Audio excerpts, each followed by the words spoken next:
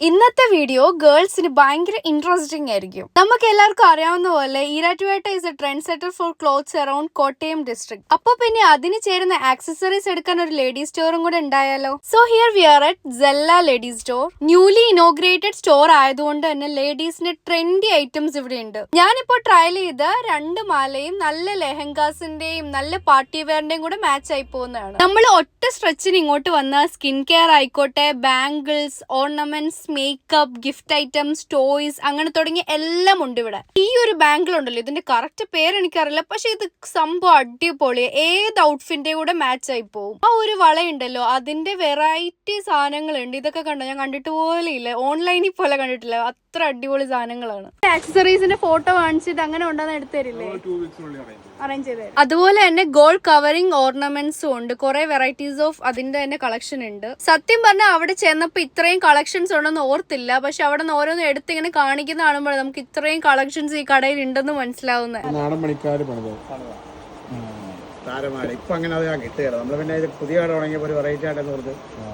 ഇതുപോലത്തെ കുറെ കളർഫുൾ ആയിട്ടുള്ള കുപ്പിവളകൾ ഉണ്ട്. അത് കുഞ്ഞുപിള്ളേർക്ക് വെച്ചതും വലിയവർക്ക് വെച്ചതും എല്ലാം ഉണ്ട്. പിന്നെ നമ്മുടെ ഗേൾസിന് അറിയാം, നമ്മൾ ലേഡീസ് സ്റ്റോറിൽ ചെന്ന് കഴിഞ്ഞാൽ നമുക്ക് ഇറങ്ങാനേ തോന്നത്തില്ല. ഇങ്ങനെ നോക്കിക്കൊണ്ടിരിക്കുക. അതിൽ ഒന്നും മേടിക്കാൻ ചെന്നില്ലെങ്കിൽ എന്തേലും ഒക്കെ മേടിച്ചിട്ടേ ഇറങ്ങുള്ളൂ. അപ്പൊ പിന്നെ നമ്മുടെ മനസ്സിൽ ഇഷ്ടപ്പെടുന്ന കുറച്ച് സാധനങ്ങളും കൂടി ഉണ്ടെങ്കിൽ അടിപൊളിയല്ലേ. പിന്നെ ഇതുപോലത്തെ ഗിഫ്റ്റ് ഐറ്റംസും ടോയ്സും അങ്ങനത്തെ കുറെ ഐറ്റംസ് ഉണ്ട്.